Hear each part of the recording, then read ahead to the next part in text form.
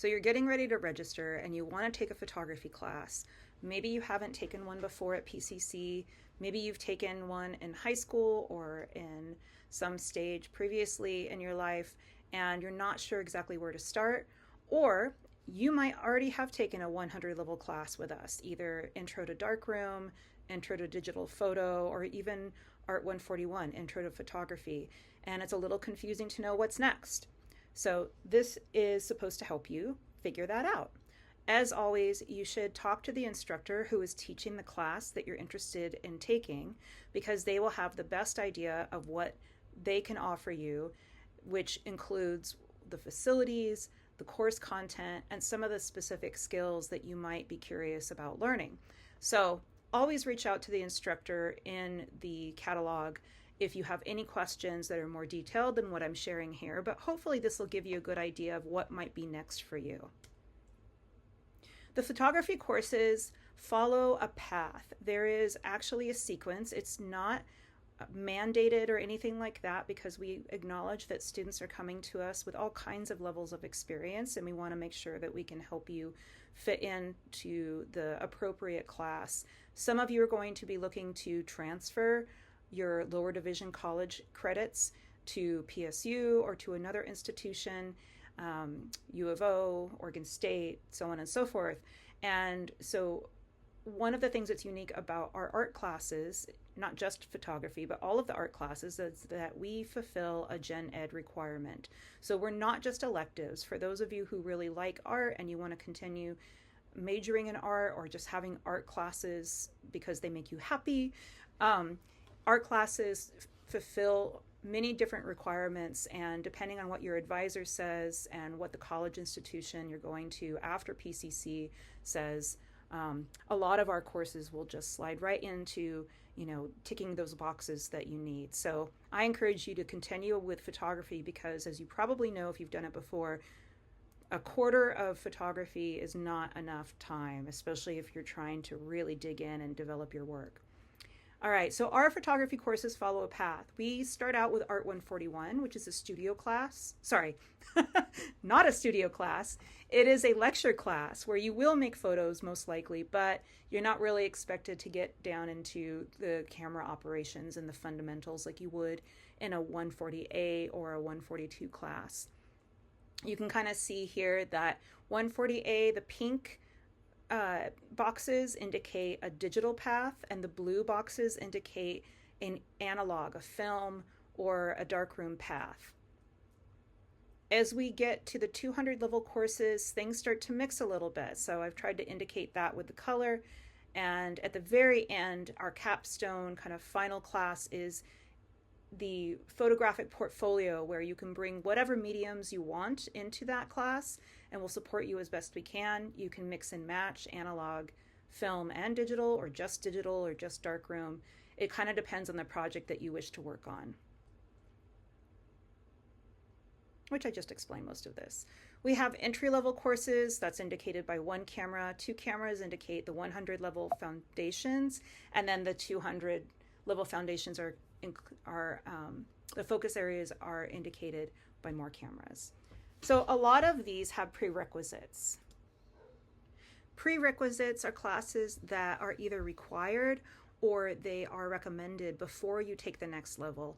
This is set up not to put barriers in folks' way, but to actually prepare folks for the next level class, because there are some very distinct expectations that the instructor may have for you if you're going into a 200 level course, and will need you to be at a certain level of skill set and have some additional mastery, just so that you can build on that, right? So a lot like math classes, in order to take, the 200 level, you have to get through the 100 levels so that you know what you're doing when you get in there and you're not lost. Same thing applies here.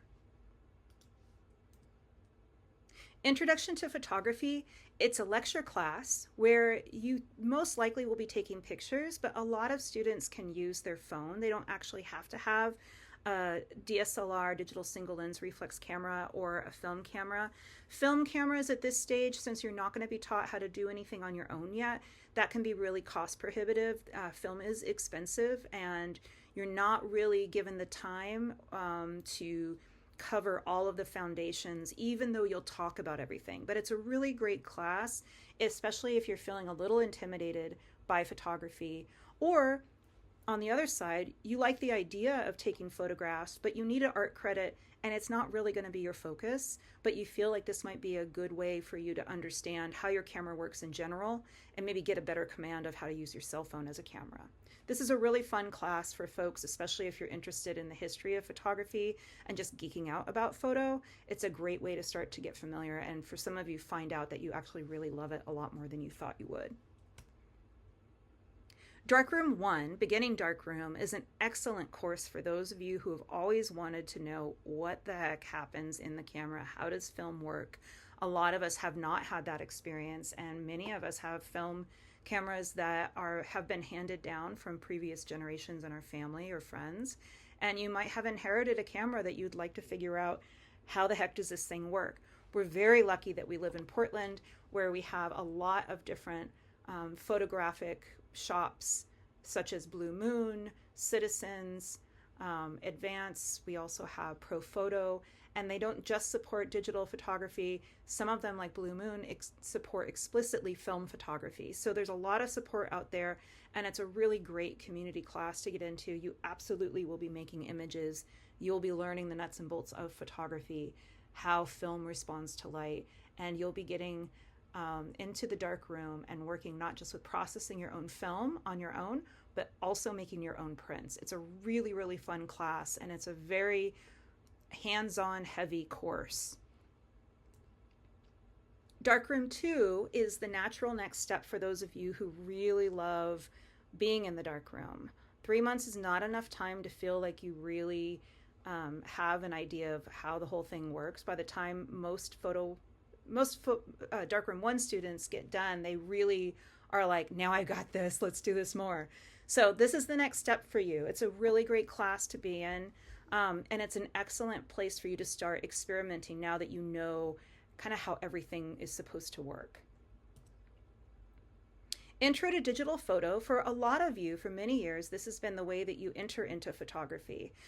The old way that we would, not the old way, but before digital photography became so accessible, we would teach film and then digital would be the advanced class. We don't really do it that way anymore, and so we've written the curriculum for photography at PCC so that students can enter at any side of things. They can enter in as an analog film student in Darkroom, or their entry into photography can be through digital photo, and that's what this class does, is it gives everybody kind of the same technical information that you'll get in a darkroom class, but rather than working in the darkroom and learning how to process your film and print, you're learning how to edit and work with your digital images and then digital medium, and then ultimately print digitally at the end of the term.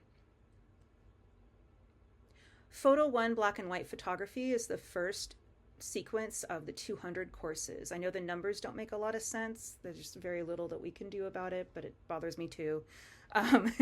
But Photo 1 is Black and White Photography, and this course is actually, we wrote this inspired by the course that PSU offers, but we, unlike PSU, actually have the facilities to process your own film and to make your own digital prints with digital negatives, as well as analog prints with digital negatives. So in the courses that I teach, the 200 level courses are taught a little bit differently depending on the facility that you're going to be in, on which campus, as well as who's teaching the class. A lot of my own expertise is in working in both film and digital, and so with my classes, in this particular class, I teach students how to create and alter their digital negatives specifically for the way that they're going to be printing them. And so we explore contact printing and printing out techniques in addition to fine art black and white printing. And so for those of you who like editing images digitally, but also like the idea of working in a darkroom, this is an excellent class for you. And it's really a wonderful course for you to take with you, regardless if you don't move on beyond this particular one. Photo 2, Digital Photo, this is going to be for folks who maybe have already done Darkroom and they want to, they've done Photo 1, they now have a better understanding of how value and exposure works in general, both digitally as well as with film. And now they want to deal a little bit more with color. So it's kind of the same components digitally as Art 140, but you're taking everything a little bit further. And so again, depending on the instructor and the facilities you have, you may or may not be focusing a little bit more on lighting techniques. You may or may not be focusing a little bit more on composition and constructing images or compositing. And for some other instructors, they're going to be working with you and maybe some more large format printing, things like that. So it really depends.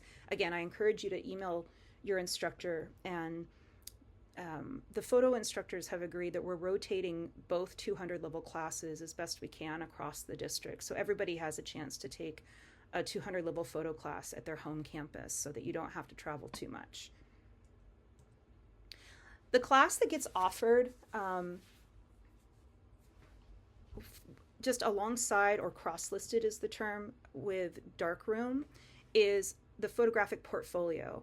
This is a class that you can apply for an override with your instructor at any time. It usually isn't just offered by itself. It can be offered alongside a darkroom class. It can be offered alongside an advanced digital class. It can also be offered, it's been offered twice as another course that folks could enroll in for study abroad. So it's a course that typically has maybe like 2 to 5 students in it. It's usually a very small cohort, but you're going to be working with these people and developing a body of work that's entirely your own. So for those of you who really, are ready to transfer, maybe you want to apply for a show or you want to create a body of work just to show as a portfolio at Photolucida or someplace like that, or CAA, this might be the best class for you. And so you get the community of a cohort, you get the coaching and the mentoring and the instruction from a faculty facilitator, but your job is to be more self-driven and to meet the goalposts that you've discussed and shared with everybody, and work a little bit more independently on a specific project. So it's a really fun class if you have a good idea of what you want out of it, and then a lot of it is just really good communication and persistence in your practice. Overrides are available for any art class. The main things that we as instructors need to know is we need to know what your name is, we need to know what class you want to enroll in, we need to know the CRN for that particular section that you can find in the catalog, and we need to know what your G number is because we probably don't know you yet. You should give us an idea of why you feel you should have the override. You don't need to really justify things too much. We'll ask you if we have more questions, but it might be as simple as, you're returning to college after a professional career, and you just want to do a portfolio, or you've already got your degree, but you just want some coaching on a body of work, or maybe you took digital photo years ago and you've been keeping up since, and you want to get into the 200 level course, and you just need to, communicate to us that you're ready to take this class. So don't be too dissuaded by the fact that you have to do this extra step. It's really helpful to be in the class that you want.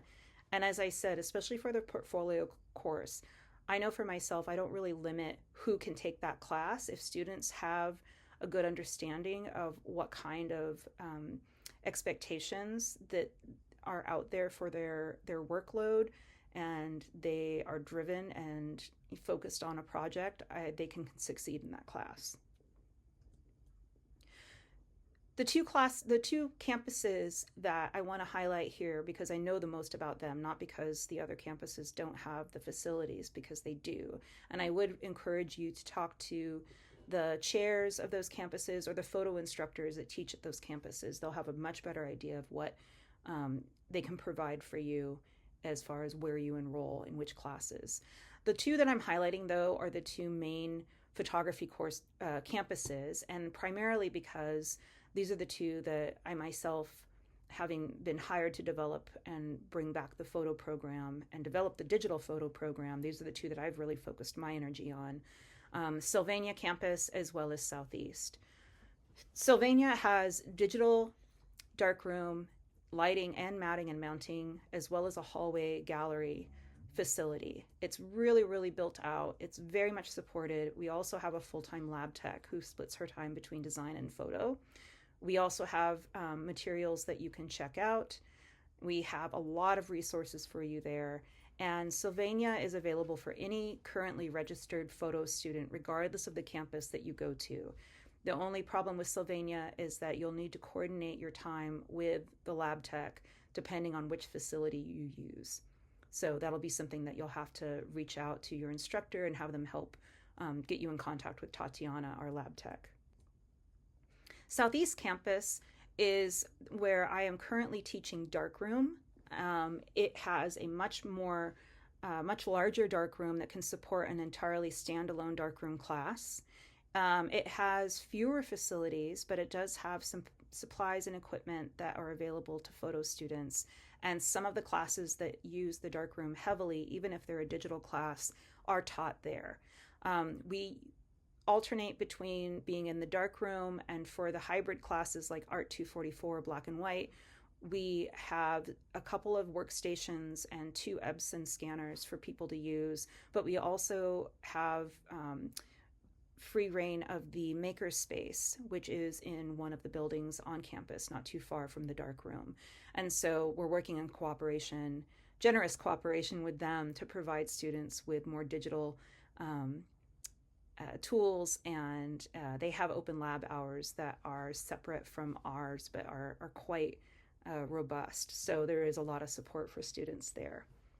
We're working on building our digital offerings, not just for photography, but also new media, as well as multimedia. And so stay tuned for more of that. Again, if you have any questions, you're welcome to email me. My name is Kim Manchester, kim.manchester@pcc.edu. And I definitely encourage you to talk to your current or hopeful photo faculty at your campus and in the class that you're looking to register for. And I really want to encourage you to keep going in photography. The 200 level courses are really where you get to play and get to experiment and learn so much more. So I encourage you to go ahead and do that, and appreciate any questions that you may have.